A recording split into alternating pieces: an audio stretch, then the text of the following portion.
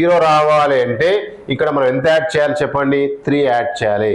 అంటే ఖచ్చితంగా ఇవ్వబడిన సంఖ్య 11 చే నిశ్శేషంగా భాగించబడాలంటే ఆ సరి స్థానాల మొత్తము బేసి స్థానాల మొత్తముల తేడా 0 కానీ 11 కానీ 11 గుణిజాలు కానీ రావాలి. మరి ఇప్పుడు నేను ఏం చేశాను, బేసి స్థానాల మొత్తం కనుక్కున్న సరి స్థానాల మొత్తం, స్థానాలు అంటే మనం ఎక్కడి నుంచి రైట్ నుంచి కౌంట్ చేసుకుంటా 1వ స్థానం 3వ స్థానం 5వ స్థానం అట్లా తీసుకోవాలి. బేసి స్థానాల మొత్తము బేసి సంఖ్యలు కాదు, సరి సంఖ్యలు కాదు, స్థానాలు. సో బేసి స్థానాల మొత్తము సరి స్థానాల మొత్తముల తేడా మరి క్లియర్గా 2 కలిపి తేడా డిఫరెన్స్ అనేది 0 రావాలంటే ఇక్కడ 14కి మనం ఎంత యాడ్ చేయాలి, సో +3, 14కి +3 యాడ్ చేస్తే అప్పుడు మనకు ఆ డిఫరెన్స్ అనేది 0 వస్తుంది. ఖచ్చితంగా ఇవ్వబడిన సంఖ్య 11 చే నిశ్శేషంగా భాగించబడుతుంది. కాబట్టి ఇచ్చిన ఆప్షన్లో so option 3 is the right answer, కనిష్ట సంఖ్య. Right, next question. The difference in the measures of a pair of complementary angles is 24. Then the angles are ఒక జత పూరక కోణాల కొలతలలో వ్యత్యాసము 24 అయిన ఆ కోణాలు. ఒక జత పూరక కోణాల కొలతలలో వ్యత్యాసము 24 అయిన ఆ కోణాలు. క్లియర్గా ఉంది. ఒక జత పూరక కోణాలు. మరి వాస్తవానికి పూరక కోణాలు అంటే డెఫినేషన్ ఏంది, ఏవేని 2 కోణాల మొత్తము 90 డిగ్రీలకు సమానమైతే, ఒక త్రిభుజములోని 2 కోణాల మొత్తము 90 డిగ్రీలకు సమానమైతే అటువంటి కోణాలను పూరక కోణాలు అంటాము. ఒక త్రిభుజములోని 2 కోణాల మొత్తము 180 డిగ్రీలకు సమానమైతే అటువంటి కోణాలను సంపూరక కోణాలు అంటాము. సో క్లియర్గా చెప్పాలంటే 2 కోణాల మొత్తము 90 డిగ్రీస్కి ఈక్వల్ కావాలి.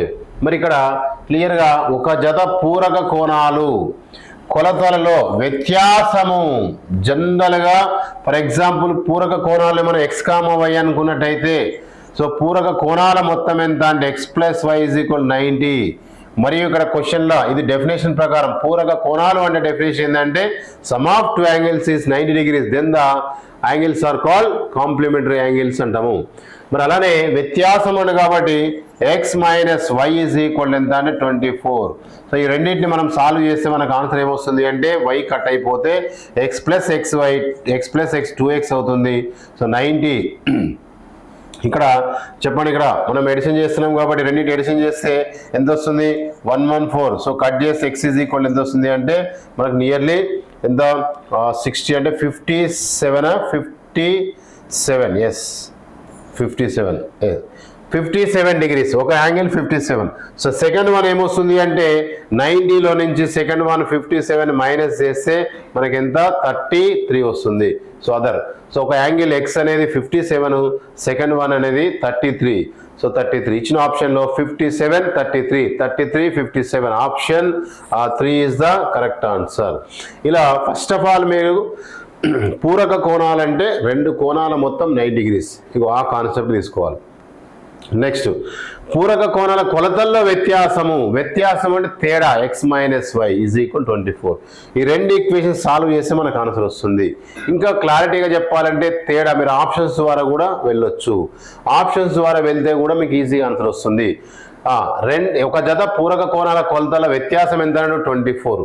మరి కరెక్ట్గా చూస్తే ఇక్కడ కూడా 24 వస్తుంది, ఇక్కడ కూడా 24 వస్తుంది, ఇక్కడ కూడా 24, ఇక్కడ అన్నిట్లో 24 వస్తుంది. కాబట్టి ఒక్కొక్కసారి అలా వెళ్ళి మనం ఆన్సర్స్ చేసే అవకాశం ఉంది. కాబట్టి క్లియర్గా ఎగ్జామినర్ ఏం చేశాడు, ఖచ్చితంగా ఆ వ్యత్యాసం అనేది 24 ఉండేటట్టుగా ఫ్రేమ్ చేశారు.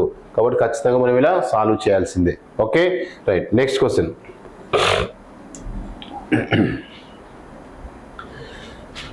The median of first 5 composite numbers is మొదటి 5 సంయుక్త సంఖ్యల మధ్యగతము. అసలు ఫస్ట్ ఆఫ్ ఆల్ మనకి సహజ సంఖ్యలంటే, సరి సంఖ్యలంటే, బేస్ సంఖ్యలంటే, ప్రధాన సంఖ్యలంటే, సంయుక్త సంఖ్యలంటే, అలానే కవల ప్రధాన సంఖ్యలు, సాపేక్ష ప్రధాన సంఖ్యలు, పరస్పర ప్రధాన సంఖ్యలు, పూర్ణాంకాలు, పూర్ణ సంఖ్యలు, అకరణీయ సంఖ్యలు, కరణీయ సంఖ్యలు, కల్పిత సంఖ్యలు, అలానే వాస్తవ సంఖ్యలు, అలానే సంకీర్ణ సంఖ్యలు, టోటల్గా సంఖ్యల మీద మంచి అవగాహన ఉంటే గ్యారెంటీగా ఎటువంటి క్వశ్చన్స్ అయినా మీరు సాల్వ్ చేయొచ్చు. ఇది చాలా బేసిక్ కాన్సెప్ట్ మీద అడుగుతున్న క్వశ్చను. ఇవన్నీ నేను చెప్పినవన్నీ కూడా 8th క్లాస్ స్టాండర్డ్లో టెక్స్ట్ బుక్స్లో ఉన్న ఇన్ఫర్మేషన్ చెప్పాను. మరి సంయుక్త పేర్లోని సంయుక్త 2 కంటే ఎక్కువ కారణాంకాలున్న సంఖ్యను సంయుక్త సంఖ్యలు అంటారు. 2 కారణాంకాలు ఉన్నటువంటి సంఖ్యను ప్రధాన సంఖ్య అంటారు. 2 కంటే ఎక్కువ కారణాంకాలున్న సంఖ్యను సంయుక్త సంఖ్య అంటారు. 2 కారణాంకాలు ఉంటే ప్రధాన సంఖ్య, 2 కంటే ఎక్కువ కారణాంకాలు ఉంటే సంయుక్త సంఖ్య. మరి ఫస్ట్ ఆఫ్ ఆల్ చెప్పండి క్లియర్గా, సంయుక్త సంఖ్యలు మొట్టమొదటి సంయుక్త సంఖ్య 4, తర్వాత 6, తర్వాత 8, తర్వాత 9, తర్వాత 10. క్వశ్చన్లో ఏమడిగాడు ఇక్కడ? క్వశ్చన్లో మొదటి 5 సంయుక్త సంఖ్యల మధ్యగతము. ఫస్ట్ ఆఫ్ ఆల్ మొదటి 5 సంయుక్త సంఖ్యలు 4, 6, 8, 9, 10 మధ్యగతము. ఇవ్వబడిన దత్తాంశమును ఆరోహణ క్రమంలో రాసినప్పుడు మధ్యన ఉన్న విలువనే మధ్యగతముగా తీసుకుంటాము. ఆల్రెడీ ఆరోహణ క్రమంలో ఉన్నాయి. ఆరోహణ క్రమం అంటే చిన్న నుంచి పెద్దకు, అవరోహణ క్రమం అంటే పెద్ద నుంచి చిన్నకు. కాబట్టి క్లియర్గా సో మన ఆన్సర్ ఎంత అంటే మధ్యగతము అంటే 8. సో ఇచ్చిన ఆప్షన్లో option 4 is the right answer. ఇలా సింపుల్ క్వశ్చన్ మనకు ఎగ్జామ్లో ఇవ్వడం జరిగింది. Next question, the volume of a cube with side 11 centimeters is centimetres. 11, ఇక్కడ 11 అని ఇక్కడ పడింది. సో 11 సెంటీమీటర్లు భుజము గాగల ఘనము యొక్క ఘన పరిమాణము ఘనపు సెంటీమీటర్లు. మరి వాస్తవానికి ఘనము అన్న డైస్ అన్న ఒకటే. మరి ఈ కాన్సెప్ట్లో ఘనము అన్నాడు కాబట్టి క్యూబ్ అంటే మనకి ఇలా వస్తుంది. సో జనరల్గా ఒక చతురస్రం తీసుకొని చతురస్రంలో మరొక చతురస్రం తీసుకొని వీటిని ఇలా కలిపేస్తే వచ్చేదే ఘనము. ఇది ఘనము, రైట్. సో ఘనము, మరి ఘనం అనగానే మనకు ఒక 4 పాయింట్స్ గుర్తుండాలండి. Very very important. ఎందుకంటే కాన్సెప్ట్ మనము బిట్ టు ఆన్సర్ చెప్పుకుంటూ పోతే తర్వాత మీకు ఇబ్బంది అవుతుంది. దానికి ఎక్స్టెన్షన్ ఉండాలి.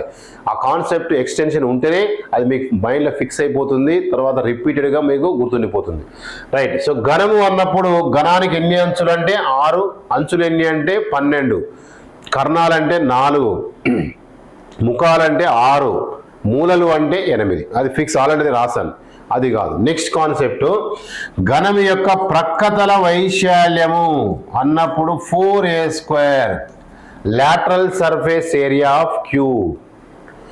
అలానే ఘనం యొక్క సంపూర్ణ తల వైశాల్యము టోటల్ సర్ఫేస్ ఏరియా 6a². అలానే ఘనం యొక్క ఘన పరిమాణము volume is equal to a³.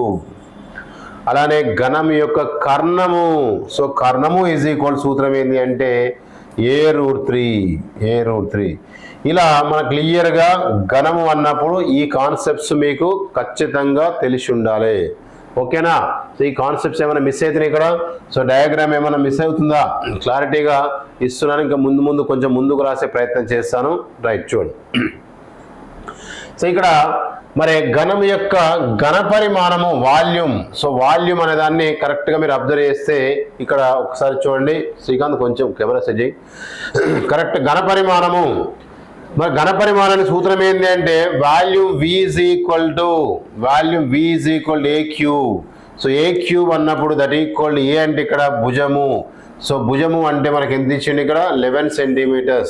కాబట్టి 11 centimeters అంటే 11³ 11 × 11 × 11.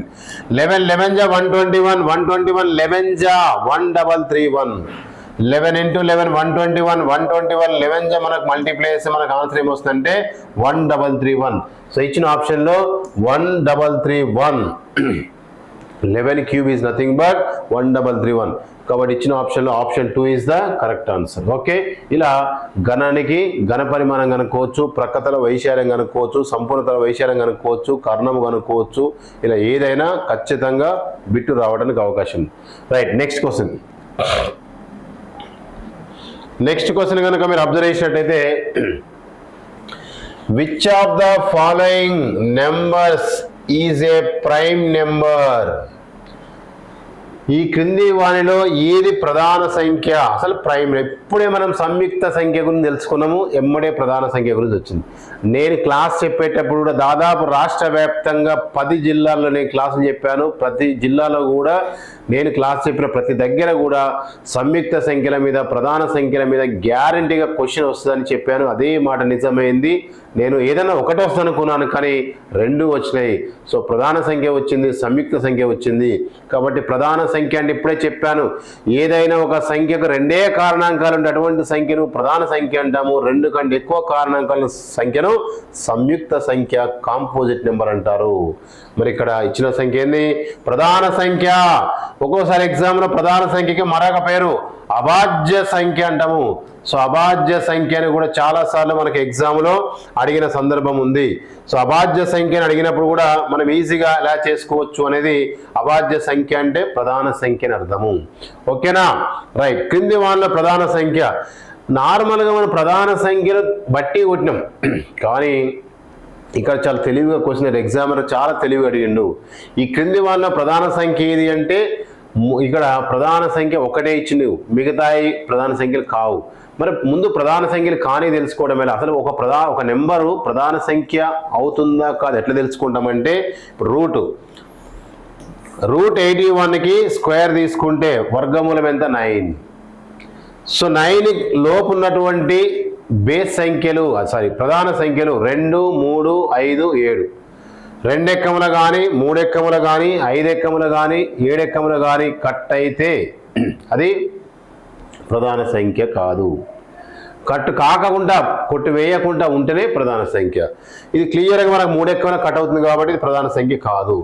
అలానే 87 కూడా. సో 87 అనేది కనుక మనం చూసినట్టయితే 8, 3 ఎక్క, ఇది కూడా 9 ఎక్కమల 3 ఎక్కమల పోతుంది. 2, 6, 3, 9, 27. ఇది కూడా మనకు 3 ఎక్కల కట్ అవుతుంది కాబట్టి ఇది కూడా ప్రధాన సంఖ్య కాదు.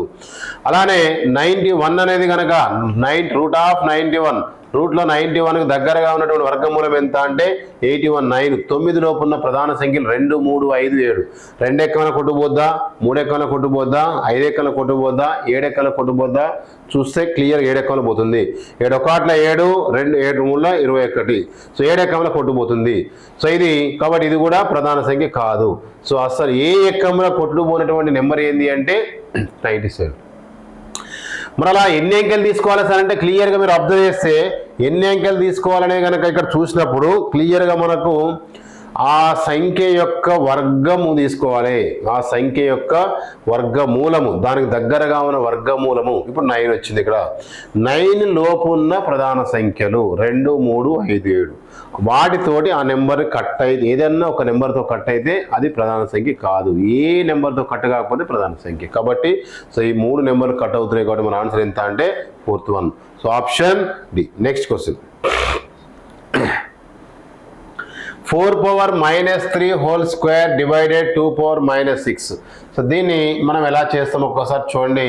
4 పవర్ -3 ఉంది, whole square is divided 2 power -6. ఇది క్వశ్చన్. మరి కరెక్ట్గా మీరు అబ్జర్వ్ చేస్తే ఎప్పుడైనా ఘాతములో ఘాతం ఉంటే దీన్ని ఇలా రాసుకోవచ్చు మనం, a power m whole power m. So ఇక్కడ స్పేస్ కొంచెం పక్కకి వెళ్ళిపోతుంది, ఇక్కడ గీస్తున్నా చూడండి. A power m whole power n is equal formula a power mn. ఇది ఫార్ములా. మరి ఈ ఫార్ములా ప్రకారం మనకి ఏమొస్తుంది అంటే ఇక్కడ క్లియర్గా మీరు చూస్తే దీన్ని ఏం ఫస్ట్ ఆఫ్ ఆల్ మనం దీన్ని ఏం రాసుకోవచ్చు అంటే 4 పవర్ హోల్ పవర్. డైరెక్ట్గా బ్రాకెట్ అనేది ఇంకా అవసరం లేదు, ఇక్కడ బ్రాకెట్ అవసరం లేదు.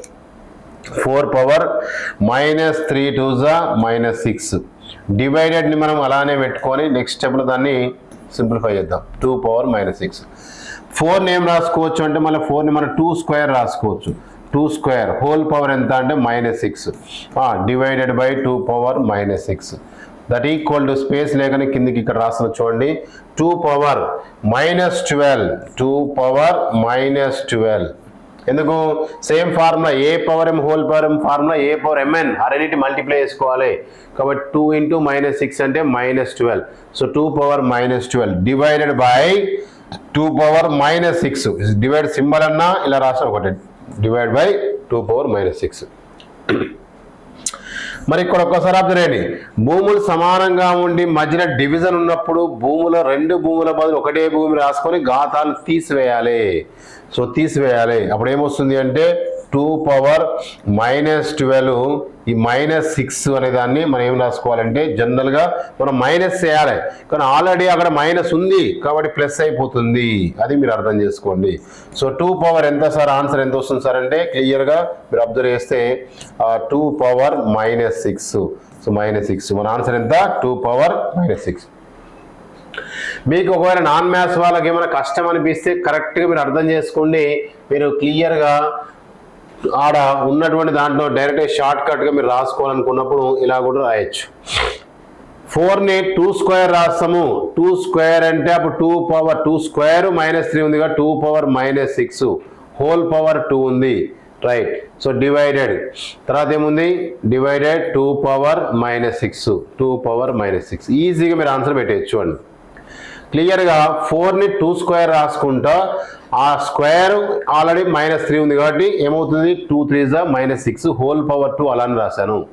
ఇక్కడ 2 పవర్ -6 ఇక్కడ 2 పవర్ -6 ఇక్కడనేమో 2 పవర్ -6 2 ఉన్నాయి, ఇక్కడేమో 2 పవర్ -6 ఒకటే ఉంది కాబట్టి 2 పవర్ -6కు ఈ స్క్వేర్లో ఒకటి కట్ అయిపోతే ఇంకొకటి మిగులుతుంది. సో 2 పవర్ -6 ఇలా మరి డైరెక్ట్ షార్ట్ కట్లో మన ఆన్సర్ చేసేయచ్చు. ఇది కరెక్ట్గా మీరు అర్థం చేసుకుంటే షార్ట్ కట్ ఇలా చేసుకోవచ్చు.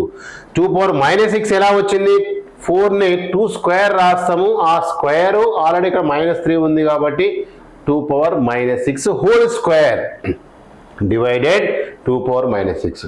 మరి కింద 2 పవర్ -6 పైన 2 పవర్ -6 రెండు సేమ్ ఉన్నాయి, కాకపోతే ఇక్కడ స్క్వేర్ ఉంది ఇక్కడ స్క్వేర్ లేదు, అంటే స్క్వేర్ అంటే 2 ఉన్నట్టు. సో 2 పవర్ -6 2 పవర్ -6 కట్ అయిపోతే ఇంకొక 2 పవర్ -6 ఉంటుంది కాబట్టి సో మన ఆన్సర్ ఎంత అంటే 2 పవర్ -6. ఇలా ఈజీ మెథడ్లో కూడా మీరు చేసుకోవచ్చు.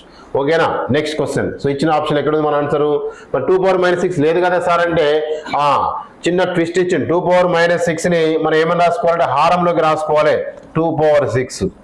సో ఎప్పుడైనా ఏ పవర్ -m ఫార్ములా, జనరల్గా ఏ పవర్ -m ఫార్ములా ఏముంటుంది అంటే 1/a పవర్ m అనేది ఫార్ములా.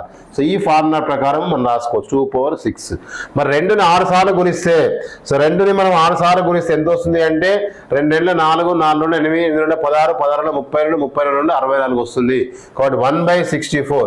సో ఇచ్చిన ఆన్సర్లో ఎక్కడ ఉంది అంటే దీన్ని ఇలా మనం 1/2 పవర్ 6 రాస్తాము, ఈ వాల్యూ వచ్చేసి మనకు 1/64 వస్తుంది కాబట్టి ఇచ్చిన ఆప్షన్లో 1/64 అనేది కరెక్ట్ ఆన్సర్. ఇలా మీరు షార్ట్ అవుట్ చేసుకోవచ్చు. కొద్దిగా మీకు అర్థం కావాలని కొంచెం ఎక్కువ స్టెప్స్ రాశాను, బట్ కరెక్ట్గా అర్థం చేసుకుంటే ఇదే మనకు solution. Next question, if 23% of 40 is x, then 40% of 23 is 40లో 23% x అయితే 23లో 40% ఎంత, 40లో 23% x అయితే 23లో 40% ఎంత, 40లో 23%. సో ఫస్ట్ ఆఫ్ ఆల్ మీరు క్లియర్ అర్థం చేసుకోండి, ఇక్కడ క్లారిటీగా 40లో 23% అంటే 23/100. 40లో 23% x అయితే 23లో 40% ఎంత అన్నప్పుడు ఇగో 23లో కింద రాద్దాం, ఇక్కడ కాకుండా ఇది x అన్నాడు, 40లో 23% x అయితే 23లో 40% అంటే 40/100. ఇది ఎంత అంటుంది కరెక్ట్గా మీరు చూడండి, అబ్జర్వ్ చేయండి. 40లో 23% 23/100, 23లో 40% 40/100 అది x. మరి ఇది ఎంత, రెండు సేమ్ ఉన్నాయి కదా, 40 × 23/100 అన్న 23 × 40/100 అని ఒకటే మీనింగ్, రెండు సేమ్ ఉన్నాయి, యాజ్ ఇస్ ఉన్నాయి కాబట్టి ఇది కూడా x అవుతుంది. కాబట్టి ఇచ్చిన ఆప్షన్ ఎక్కడ ఉంది, option 1 is the right answer. So correct answer మీరు చూస్తే correct answer option A is the right answer. So next question, there are 40 students in a class, number of girls are 10 more than the number of boys, then the ratio of the number of girls to number of boys is. ఒక తరగతిలో 40 మంది విద్యార్థులు colour, బాలికల సంఖ్య బాలుర సంఖ్య కంటే 10 అధికము. అయితే బాలికల బాలుర సంఖ్యకు గల నిష్పత్తి ఎంత? చాలా క్లారిటీ క్వశ్చన్. మీరు కరెక్ట్గా అబ్జర్వ్ చేస్తే జస్ట్ 2 or 3 స్టెప్లో ఆన్సర్ చేయొచ్చు. ఒక తరగతిలోని మొత్తం విద్యార్థులు ఎంతమంది? 40 మంది. అందులో ఎవరెవరు ఉన్నారు? బాలికలు ఉన్నారు, బాలురు ఉన్నారు. మరి ఏమంటున్నాడు? బాలికల సంఖ్య బాలుర సంఖ్య కంటే 10 అధికము. అంటే బాలికలు ఎక్కువ మంది ఉన్నారు. ఎంత ఎక్కువ ఉన్నారు అంటే 10 మంది ఎక్కువ ఉన్నారు. అయితే నిష్పత్తి మొత్తం ఆల్రెడీ ఇచ్చింది మనకు. So clear. ఒక్కసారి ఇక్కడ మీరు బాలుర సంఖ్యని మనం గనక ఎక్స్ అనుకుంటే అప్పుడు బాలికల సంఖ్య ఎంత అంటే ఎక్స్ ప్లస్ 10 అయిపోయింది. సగం లెక్క అయిపోయింది. బాలుర సంఖ్య ఎక్స్, బాలికల సంఖ్య ఎలా ఉంది? బాలుర సంఖ్య కంటే 10 అధికం. బాయ్స్ కంటే గర్ల్స్ 10 మెంబర్స్ ఎక్కువ ఉన్నారు కాబట్టి ఇంకో 10 ఎక్స్ ప్లస్ 10 మొత్తం విద్యార్థి ఇచ్చిండు కాబట్టి so X plus 10 is equal to 40. Boys plus girls is equal to total. So total boys ఎంత? ఎక్స్, గర్ల్స్ ఎంత? ఎక్స్ ప్లస్ 10, టోటల్ ఎంత? 40. ఇంకేముంది? ఎక్స్ ప్లస్ ఎక్స్ ఎంత? 2x ఈజ్ ఈక్వల్ టు ఈ 40 సేమ్ రాయి. ఈ ప్లస్ 10 వస్తే -10. సో 40లో 10 తీసేస్తే 2x ఈజ్ ఈక్వల్ ఎంత అంటే మనకి ఎంత వస్తుంది? 30. సో 2 ఎక్కమని మనం కట్ చేస్తే x ఈజ్ ఈక్వల్ ఎంత వస్తుంది అంటే 15. సో x అంటే ఎవరు? బాలురు. సో అడిగింది ఎవరిది మరి? బాలురు బాలికల నిష్పత్తి అడిగిండు. సో బాయ్స్ ఎంత వచ్చిండ్రు అంటే 15. అప్పుడు గర్ల్స్ ఎంత అంటే 15కు ఇంకో 10 ఎక్కువ కాబట్టి సో అప్పుడు మనకి ఏమొస్తుందంటే బాయ్స్ గర్ల్స్ బాలికల సంఖ్యకు బాలుర సంఖ్యకు గల నిష్పత్తి అన్నప్పుడు సో మనకు గర్ల్స్ ఎంత వస్తున్నారు అంటే క్లియర్గా మనం చెప్పాలంటే 15 + 10 is equal to 25 girls. So అప్పుడు నిష్పత్తి ఎలా అడిగిన నిష్పత్తి మరి ముందు బాలికల సంఖ్యకు బాలుర సంఖ్యకు క్వశ్చన్లో మన క్లియర్గా బాలికల సంఖ్యకు బాలుర సంఖ్యల నిష్పత్తి కాబట్టి ముందు బాలికల స్థితి రాసుకోవాలి. సో 25:25 బాయ్స్ ఎంత? 15. సో 25:15 కట్ చేస్తే 5 5ల 5 3ల సో ఆన్సర్ ఎంత అంటే 5:3. సో ఇచ్చిన ఆప్షన్లో 5:3 ఎక్కడ ఉంది? Option 3 is the right answer.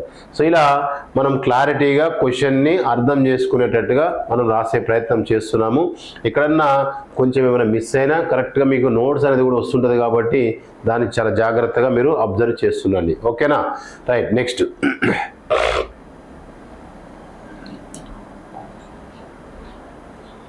A toy was bought for 72 rupees and sold at 80 rupees. Then profit percent is 72 రూపాయలకు కొనుగోలు చేసిన బొమ్మ 80 రూపాయలకి అమ్మబడింది. అయితే లాభ శాతం ఎంత? చాలా clear question.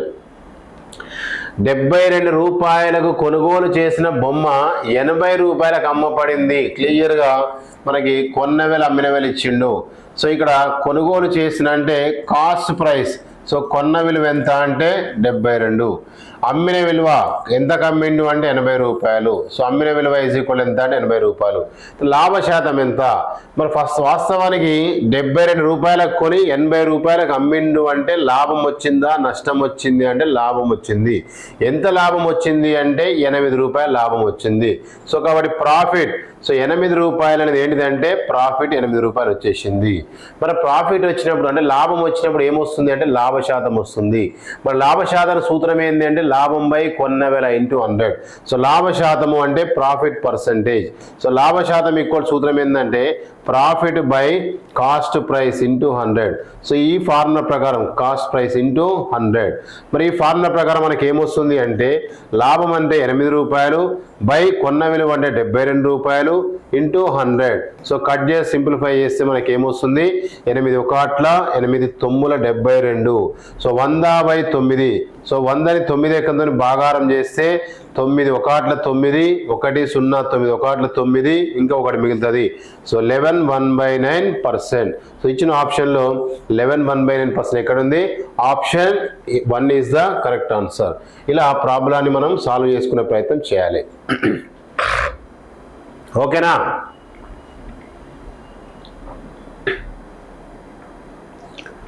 Right, next question. The area of rhombus whose diagonals are of lengths 24 centimeters and 38 centimeters is. ఒక రాంబస్ యొక్క కర్ణముల పొడవులు 24 సెంటీమీటర్స్ 38 సెంటీమీటర్స్ అయిన దాని వైశాల్యము చదరపు సెంటీమీటర్లు ఎంత? మరి వాస్తవానికి రాంబస్ అంటే రాంబస్కి మరొక పేరు సమచతుర్భుజము. సమచతుర్భుజం అన్నా రాంబస్ అన్నా ఒకటే. మరి సమచతుర్భుజం లేదా రాంబస్ ఎలా ఉంటుంది అంటే ఇలా డైమండ్ షేప్లో ఉంటుంది. సో రాంబస్ అనేది ఎప్పుడు కూడా డైమండ్ షేప్లో ఉంటుంది. ఇలా ఉంటే దీన్ని రాంబస్ అంటాము.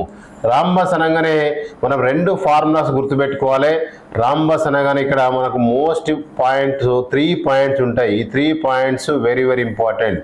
రాంబస్లో ఫస్ట్ పాయింట్ నెంబర్ 1, రాంబస్ యొక్క వైశాల్యము కనుక్కోవడానికి సూత్రం ఏంది అంటే half d1 d2, half d1 d2.